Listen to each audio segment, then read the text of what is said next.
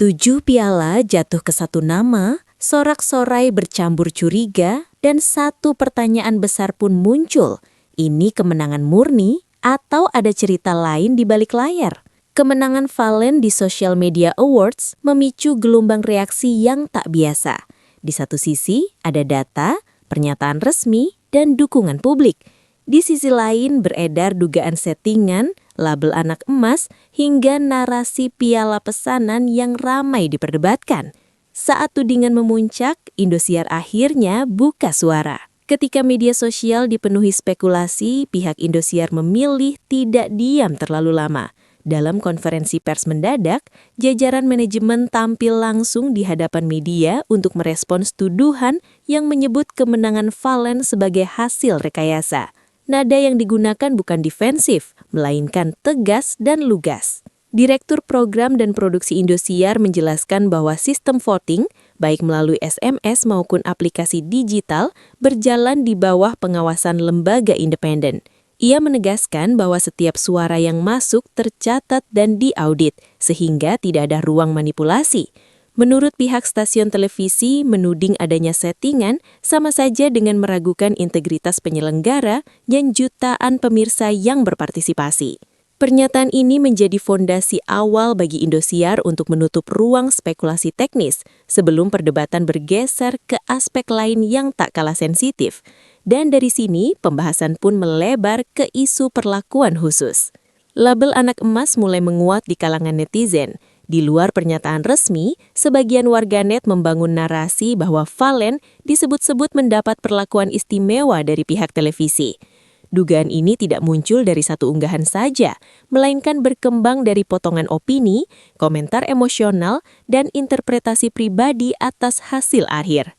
Beberapa netizen menilai dominasi 7 piala terlalu mencolok untuk dianggap wajar.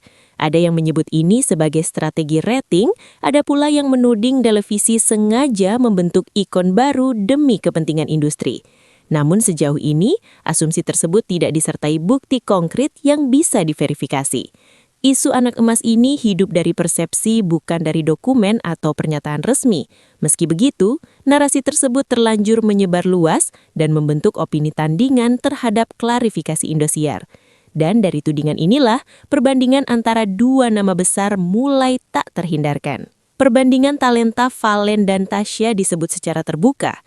Dalam konferensi pers yang sama, pihak Indosiar tidak hanya bicara soal teknis voting. Secara eksplisit, mereka juga menyampaikan pandangan mengenai aspek talenta. Menurut manajemen, Fallen dinilai memiliki paket lengkap sebagai entertainer televisi. Pernyataan ini menyebutkan kemampuan Fallen dalam menguasai panggung, membangun interaksi emosional, serta daya tarik yang dinilai lebih universal bagi penonton televisi Indonesia. Dibandingkan dengan Tasya yang dikenal kuat secara teknis dan musikal, Fallen disebut lebih matang dalam membawakan cerita di atas panggung. Pernyataan tersebut merupakan opini institusional, bukan hasil penilaian juri independen. Namun karena disampaikan langsung oleh pihak televisi, ucapan ini memiliki bobot besar dan berpotensi memanaskan persaingan antar fandom. Dan di titik inilah, publik mulai bertanya, apakah ini penilaian objektif atau justru memicu tafsir lain? Dominasi 7 piala dianggap terlalu sempurna. Di media sosial, muncul anggapan bahwa kemenangan bersih 7 kategori sulit diterima secara logika awam.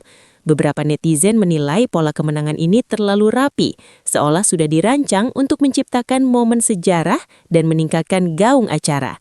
Spekulasi ini diperkuat dengan perbandingan angka streaming Tasya yang tinggi di berbagai platform digital. Dari sana muncul asumsi bahwa hasil akhir tidak sepenuhnya mencerminkan peta popularitas musik secara umum, melainkan preferensi industri televisi. Namun perlu digarisbawahi, anggapan tersebut lahir dari interpretasi subjektif, bukan data resmi voting.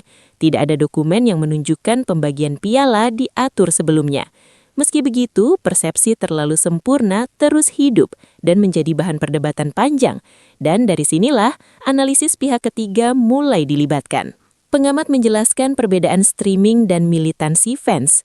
Pengamat media sosial, Dr. Aris Munandar, memberikan sudut pandang yang lebih netral. Ia menjelaskan bahwa tingginya angka streaming tidak selalu sejalan dengan kekuatan voting berbayar. Menurutnya, karakter pendengar streaming cenderung pasif, sementara voting membutuhkan aksi aktif dan pengorbanan. Valen dinilai berhasil membangun fandom yang militan. Fans tidak hanya mendukung secara moral, tetapi juga bergerak secara kolektif dalam war voting.